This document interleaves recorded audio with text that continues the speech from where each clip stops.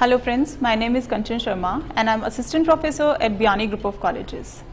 In our last lecture, we discussed about Lac-Operon model.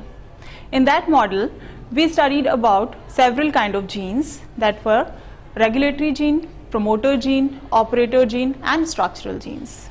Regulatory gene, as we all know, that attaches on the operator site where RNA polymerase to start the transcription process attach on the promoter site. Today we are going to discuss about catabolic repression. This is basically related with the promoter gene only. The promoter gene site is divided in two parts. One is cap binding site and another is RNA polymerase binding site.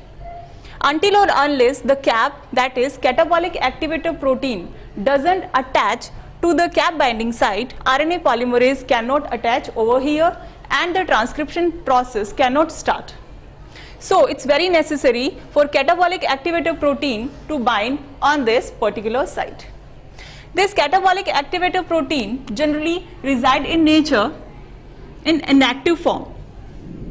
How does it get activated? It get activated by attachment of cyclic AMP with it. This cyclic AMP,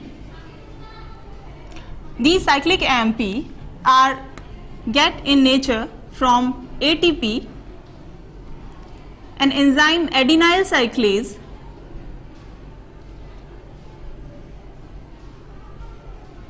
work on it and transfer it in CAMP plus 2 inorganic phosphates. This CAMP now attach with inactive catabolic activator protein and convert it into an active catabolic activator protein, that is active cap.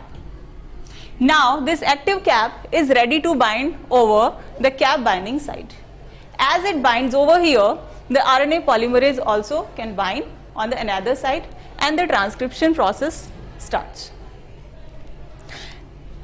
If glucose is present more in the environment, then what happens? It inhibits the process of adenyl cyclase enzyme. And if adenyl cyclase enzyme is inhibited, the CAMP won't be formed, and if CAMP is not formed, then CAMP's intracellular concentration get degraded in the atmosphere and the cap won't get activated and it won't attach on the cap binding site and the transcription will remain turned off. And if glucose is less in atmosphere, the whole procedure get reversely done, that is the adenyl cyclase get activated and the intracellular concentration of CAMP get increased. So catabolic repression basically ensures that if in the atmosphere of E. coli both lactose and glucose are present, then preferably glucose would be taken by E. coli. Thank you so much.